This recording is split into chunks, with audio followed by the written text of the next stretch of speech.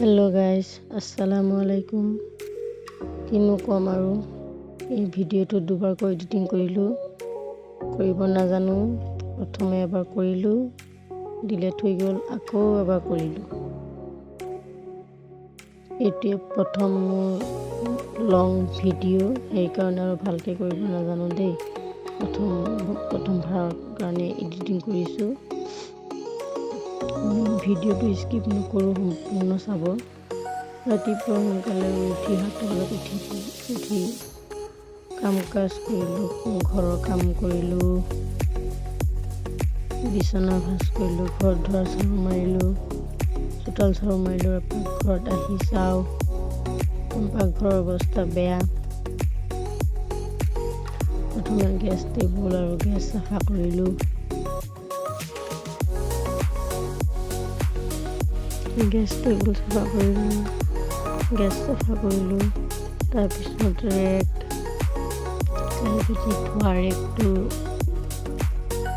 কেঁচা ঘৰ যে ধূলি পৰি আছে, ধূলিকেইটা মুচিলোঁ। ৰেগত 3টা তাকত ধূলি পৰি আছিলে, ধূলিকেইটা কাপোৰ এটা দি মুচি ল'লোঁ।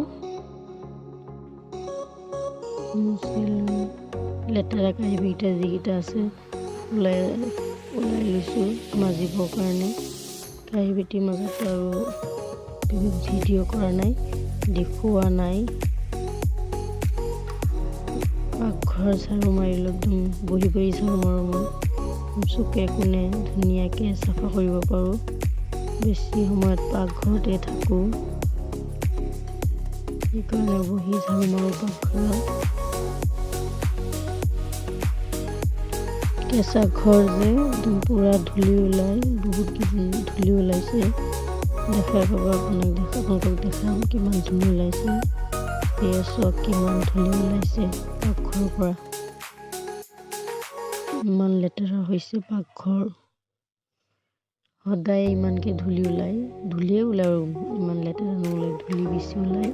কেঁচা ঘৰ যে, পাকঘৰ ঝাৰু মাৰি থৈ আহি গ'লোঁ কাঁহী বাতি মাজিবলৈ। কাঁহী বাতি মাজাটো দেখুওৱা নাই, সেইটো আৰু স্কিপ কৰি দিলোঁ। নতুন ভিডিঅ' বনাইছোঁ তো, সেইটো কাৰণে নাজানো কিমান কি দিব লাগে। পিছফালে চোতাল ঝাৰু মাৰি ভিডিঅ' কৰিবলৈ মানুহ নাই, হাততে লৈ ভিডিঅ' কৰিছোঁ। আৰু এটা আছে সৰু ষ্টেণ্ড, সেই সৰু ষ্টেণ্ডত ভিডিঅ' বনাওঁ মই। চোতাল ঝাৰু মাৰি থাকোঁতে ল'ৰাটোৱে কি কৰিলে, কণী 4টা ভাঙিলে, তো গালি পাৰিছে কাৰণে সি কান্দি আছে, কোচতো দিব লাগে। সেইবিলাক ল'ৰাটোক মৰম কৰি থৈ আহি পানী দি গেছ টেবুল আৰু গেছ মুচি দিলোঁ। পাকঘৰ ঝাৰু মাৰিছিলোঁ যে আকৌ ধূলি পৰি গৈছে, সেইটো কাৰণে পানী দি মুচি দিলোঁ। কাঁহী বাতিকেইটা মাজি আনিছিলোঁ যে, সেইকেইটা ভাজ কৰি ধুনীয়াকৈ ৰেগত থৈ দিম। প্ৰথমে থালকেইটা ভাজ কৰিলোঁ, তাৰপিছত বাতিকেইটা ভাজ কৰিলোঁ। আহিছোঁ 9টা বাজে, কাম বন শেষ কৰি আহিছোঁ 9টা বাজে। ল'ৰাটোক স্কুলত লৈ যাব লাগিব, তাকে ৰেডি কৰাইছোঁ। সি নাচি আছে ওপৰফালে, ফূৰ্তি কৰি আছে। আৰু স্কুলত যোৱা ভিডিঅ'টো দিয়া নাই, আৰু এইখিনিও স্কিপ কৰি স্কুলৰ পৰা আহি চাওঁ, আমাৰ ফ্ৰিজটো একমাহ ধৰি নষ্ট হৈ আছে। এয়া আজি ফ্ৰিজ ঠিক কৰিবলৈ মানুহ আহিলে। ফ্ৰিজ ঠিক কৰি যোৱাৰ পিছত জোহৰৰ নামাজ পঢ়িলোঁ। নামাজ পঢ়ি এয়া ইফতাৰৰ কাৰণে ৰেডি কৰিবলৈ পাকঘৰত আহি লাহে লাহে আৰু কামত লাগি গ'লোঁ। প্ৰথমে আদা নহৰু পিঁয়াজ বাটি ল'লোঁ, খিচিৰি বনাম। খিচিৰিৰ কাৰণে মই মছলা বাটি দিওঁ। মোৰ চৰ্দি লাগিছে, সেইটো কাৰণে আৱাজটো অলপমান বেয়া হ'ব পাৰে, বেয়া নাপাব। নতুনকৈ বনাইছোঁ ভিডিঅ'। আদা মছলা বাটা খিচিৰিৰ কাৰণে মছলা সকলোবিলাক দি মজানিত দি দিলোঁ।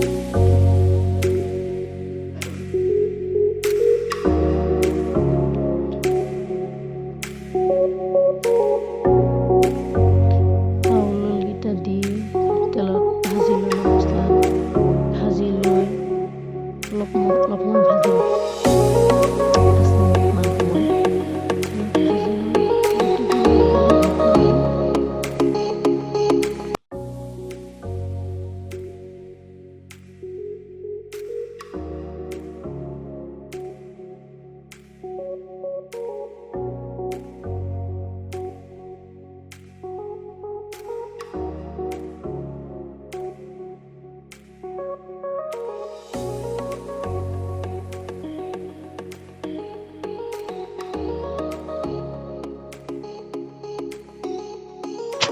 এয়া খিচুৰিত পানী দি দিলোঁ।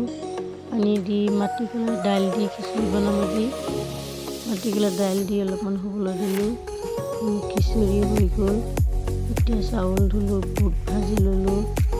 এইখিনি কৰোঁতে আৰু শুকান মাছ চব্জি বনালোঁ ৰাতিৰ কাৰণে। এইখিনি কৰোঁতে মোৰ শহুৰেকে মাছ আনিছে, ৰৌ মাছ দুটা কাটি ল'লোঁ। কাটি লৈ পকাত ঘঁহি চাফা কৰি ল'লোঁ। ক'লা ক'লাটো যাবৰ কাৰণে পকাত ঘঁহি ল'লোঁ। ঘঁহি ধুনীয়াকৈ চাফা কৰি নিমখ দি চাফা কৰি আনি থৈ তাৰ ৰেডি কৰিলোঁ। দেখাই পাইছে ইমান হেভি কৰা নাই ইফতাৰ। মিডিল ক্লাছ মানুহ, সেইকাৰণে ইমান বেছি খাব নোৱাৰোঁ। খিচিৰি ৰাতি আহি চাওঁ ইফতাৰ খুলি ল'ৰাটোৱে ঘৰৰ অৱস্থা বেয়া কৰিছে। যদি ভিডিঅ' ভাল লাগে তেন্তে লাইক কৰিব।